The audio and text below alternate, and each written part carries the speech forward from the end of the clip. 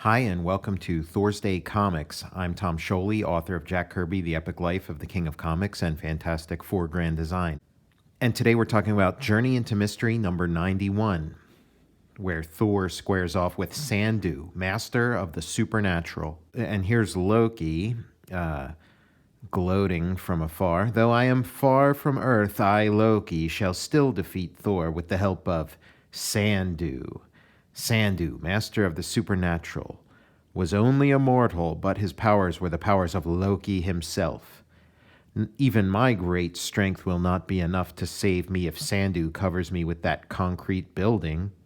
Now, this is another issue where Jack Kirby is not the one doing the penciling, but again, that doesn't mean that he's not involved in the plotting, and it's got a Jack Kirby cover here. So when Jack Kirby draws the cover, it's usually the first thing that's done before the story's written.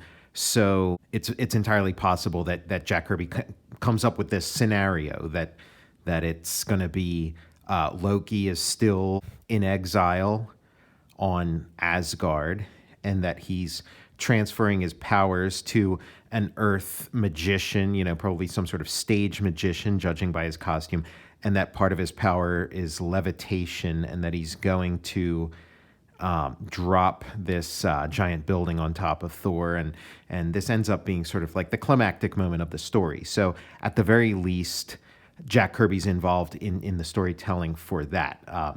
He might be involved more, but again, the exact story behind the story is sort of lost to time. The credits say plot by Stan Lee, script by Larry Lieber, art by Joe Sinnott this time, lettering Terry Sienix. Joe Sinnott's artwork is a little more to my liking than Al Hartley's was on the previous issue. Still, Kirby, the fact that he's not drawing this, and when you get his drawings, you get his plotting, you get his writing, the whole Kirby package. So, and this issue is the art is nice. It's you can see why Sinnott became the sort of go-to inker, because the level of detail is really nice. The textures, the eyes are really well drawn. But being like a Marvel penciler, as they were called, you're following in the footsteps of Jack Kirby. And as I read these Thor stories, it really does. It kind of puts to rest could Stan Lee have done the whole Marvel thing without Jack Kirby or without Steve Ditko? And it's like, really, when it's not one of those guys in sort of these early days, when it's not one of those guys, the work is just not. It's not going to last. It's not going to catch on. It's not memorable. The people who weren't Kirby and weren't Ditko in these early days, really, it is like filler, and you're kind of like, you'll tolerate it. It doesn't make for a revolution in comics art. Now it's a little different with like some of the guys who came along later and sort of followed in the footsteps once Kirby and Ditko had sort of like and Lee had sort of clearly laid the groundwork at this early stage. And who knows if Joe Sinnott in pretty short order became, strictly an inker and, did some penciling here and there throughout his career, but not too much at Marvel. Who knows, maybe later on, like once the learning curve had sort of worked its way through, maybe he would have become as good as, like a Buscema or a Romita, but at this early point, he hasn't quite got it. He does do an admirable job, though. Again, the story, like the previous one, it lacks focus. It's very DC superhero-y. Like, it talked about the little touches of Superman in the stories previously, but these are just those, like, really just shitty, DC Comics worthy, like, superhero plots. Here's the one interesting bit. They introduce the element of Thor's belt, which gives him strength, which is, straight out of the mythology. Here's Odin, his helmet, very sort of, generic Viking helmet. The belt looks nice, lots of detail on the and embroidery on it. And the belt, it is like straight out of the mythology. And I'm inclined to credit that to Kirby, that maybe, in the sort of conversations he's having with Stan Lee, about what to do for like the next issue of Thor, and maybe it's not determined whether or not he's going to draw it or not. But there's, and even if it's decided that he's not going to draw it, he was still brought in to give ideas to all kinds of stories, even ones he wasn't going to draw.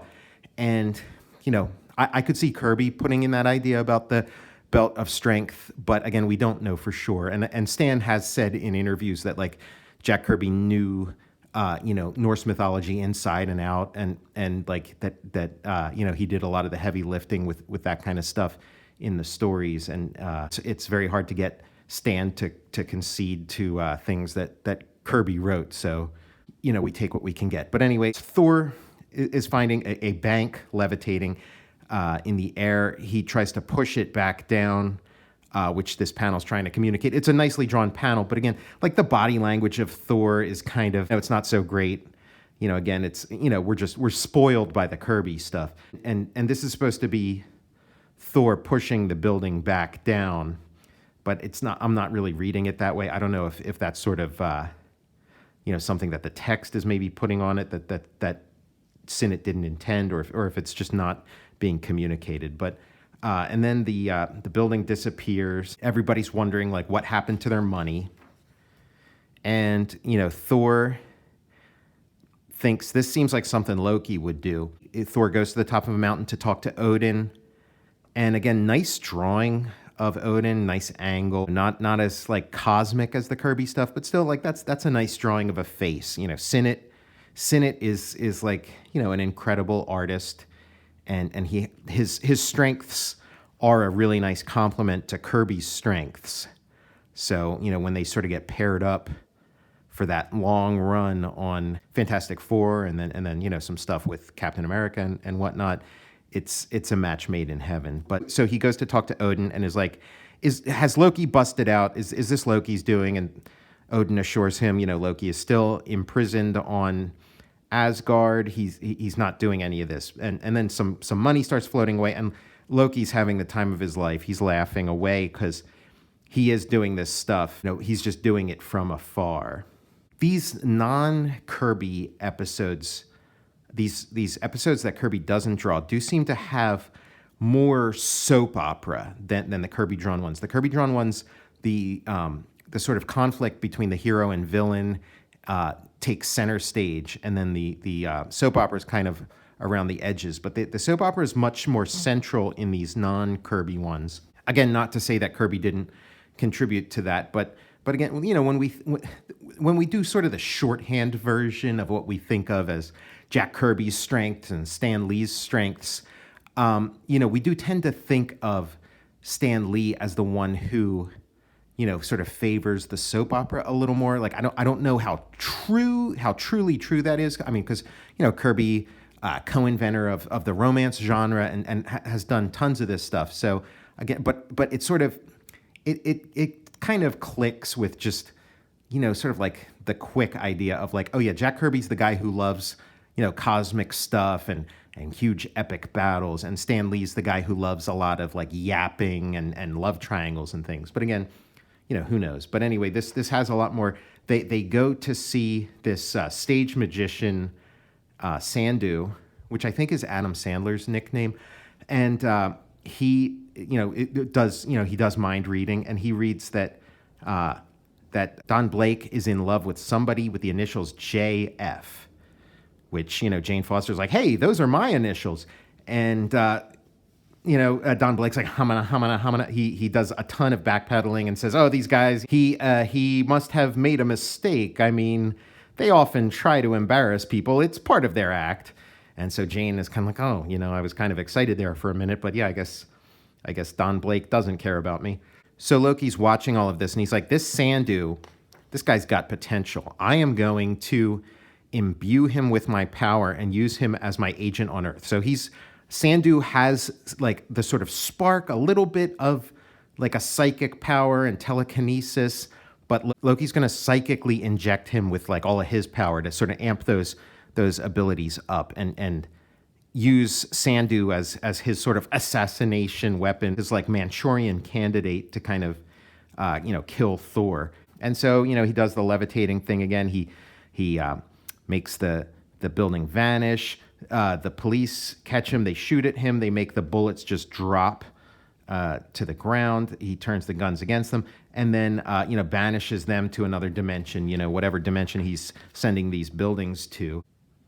Thor cannot find the bank or train or anything. He's looking all over, and Loki laughs because Sandu teleported all those things to the moon. And then Sandu takes a palace for himself. Looks kind of like, I guess, the Taj Mahal or something.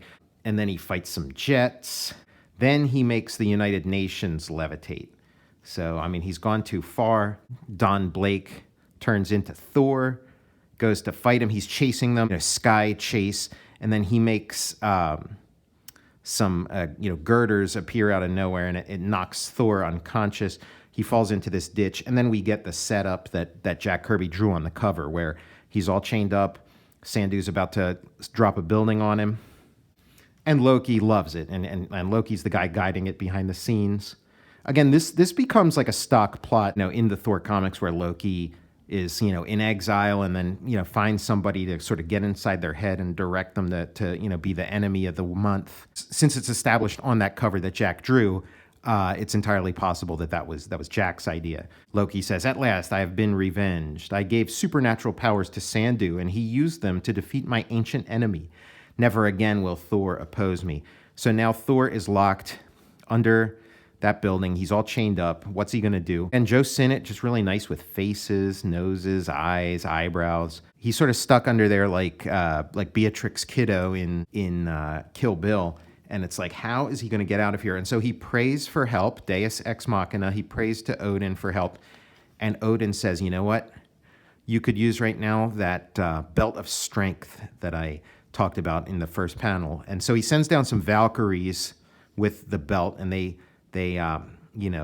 bring it down to Thor, put it on his waist, and gives him the strength that he can to bust out. Now, these are the Valkyries. You can only imagine in this sequence drawn by Jack Kirby. Like, they wouldn't just be these sort of, vague, ladies in negligees. They'd be armored, riding on, flying horses. They'd be sort of, a tremendous visual. So, Jack, we miss you. Please come back soon. So Thor, his strength is increased. He busts out. He's out of there. And then Loki tells Sandu, "You got to get Thor's hammer. If you can get his hammer, that's the key." So he makes an illusionary version of himself. Thor throws the hammer at him, and then he teleports himself and the hammer to another dimension where Thor can't get at them. And he's trying to lift it. He can't because nobody can lift it unless they are worthy. That clock is ticking. He's about to turn back into Don Blake. But Sandu cannot believe he can't lift this thing up with all the powers he has. He's trying and trying, and he kind of blows a gasket. But the frustrated Sandu keeps straining his power of concentration, forcing it, trying to make it do the impossible until finally he causes a mental short circuit. The mental short circuit causes him to drift back to our dimension with the hammer, which Thor instantly picks up. And now to settle a score. You can't harm me. I have but to concentrate, and I can't do it. I can't teleport myself or even lift myself in the air. All my power is gone. And Thor kind of wraps up the story, says, when Sandu lost his mental powers, all his feats were undone. Everything is now as it was before. Oh, noble Odin. And the Valkyries fly back with the magical belt, and you see Asgard, and Odin says, "The belt of strength has served you well. I hope you will have no need of it again, but if you do, it is yours." And Loki harumphs, and that brainless mortal, if he had not tried to lift the hammer, Thor might have been defeated. But I shall still find a way to defeat Thor, for I have all eternity in which to scheme. The end. Like the previous issue, not drawn by Kirby, I don't know that I'll ever read this story again. It's just, the art's okay, but it's just not doing what a Kirby drawn story does. It doesn't have sort of the action of a Kirby drawn story. And the story itself, like the writing feels very different. The writing is unfocused. The stakes aren't very well established. The plot is kind of nonsensical and it's just not very enjoying. It's sort of a forgettable story.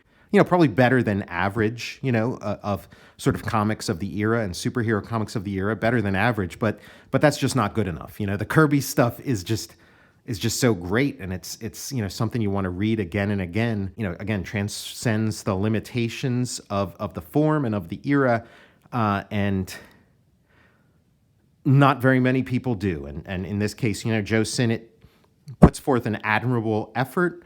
There is a lot to enjoy here, from a drawing perspective, but it doesn't add up to what I would consider a comic that's really worth my time. So there you have it. Join me next week when we talk about Journey into Mystery number 92. Also not a Jack Kirby drawn issue, but it's got a Kirby cover. I'm Tom Scioli, author of Jack Kirby, The Epic Life of the King of Comics and Fantastic Four Grand Design, and I'll see you next Thursday.